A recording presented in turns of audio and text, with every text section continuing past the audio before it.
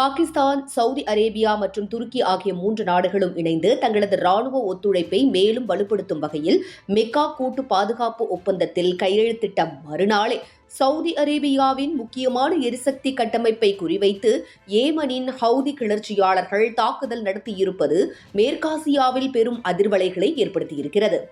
இந்த தாக்குதல் காரணமாக ஏற்கனவே பதற்றமான சூழலில் இருந்த மேற்காசிய பிராந்தியத்தின் பாதுகாப்பு நிலைமை மேலும் கவலைக்கிடமாக இருக்கிறது. ஏமனில் தலைநகர் சனா உள்ளிட்ட நாட்டின் பல முக்கிய பகுதிகள் ஹவுதி கிளர்ச்சியாளர்களின் கட்டுப்பாட்டில் இருக்கின்றன. ஈரான் ஹவுதி அமைப்புக்கு ஆதரவளித்து வருகிறது. சவுதி அரேபியாவின் பொருளாதாரத்தின் முக்கிய நரம்பாக விளங்கும் எண்ணெய் மற்றும் எரிவாயு கட்டமைப்புகள் மீது தாக்குதல் நடத்தப்படுவது அந்த நாட்டின் பாதுகாப்பை மட்டுமின்றி உலகளாவிய எரிசக்தி சந்தையையும் பாதிக்கக்கூடியதாகும்.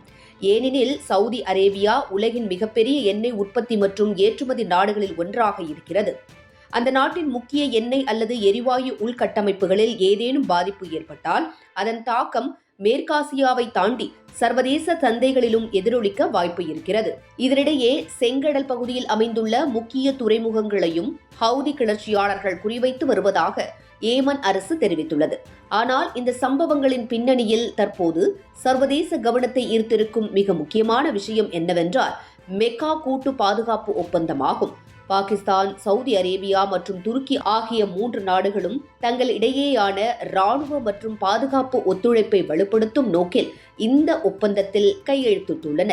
குறிப்பாக 3 நாடுகளில் ஏதேனும் ஒரு நாட்டின் மீது தாக்குதல் நடத்தப்பட்டால் அது மற்ற 2 நாடுகளின் மீதும் நடத்தப்பட்ட தாக்குதலாக கருதப்படும் வகையிலான பாதுகாப்பு உறுதிப்பாடு இந்த ஒப்பந்தத்தில் இடம்பெற்றிருப்பதாக தெரிவிக்கப்பட்டுள்ளது.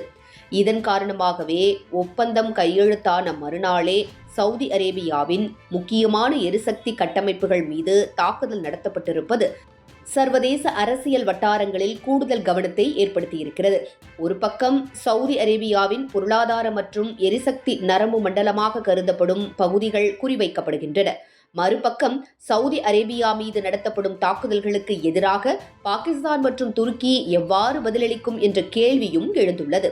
இந்த நிலையில் மெக்கா கூட்டு பாதுகாப்பு ஒப்பந்தம் நடைமுறையில் எவ்வாறு செயல்படும், சவுதி அரேபியா மீது நடத்தப்படும் தாக்குதல்களுக்கு பாகிஸ்தான் மற்றும் துருக்கி எந்த வகையிலான அரசியல் அல்லது பாதுகாப்பு பதிலை வழங்கும், மேலும் இந்த சூழலை ஈரான் எவ்வாறு எதிர்கொள்ளும் என்பதே அடுத்த கட்டத்தில் முக்கியமான கேள்வியாக இருக்கிறது.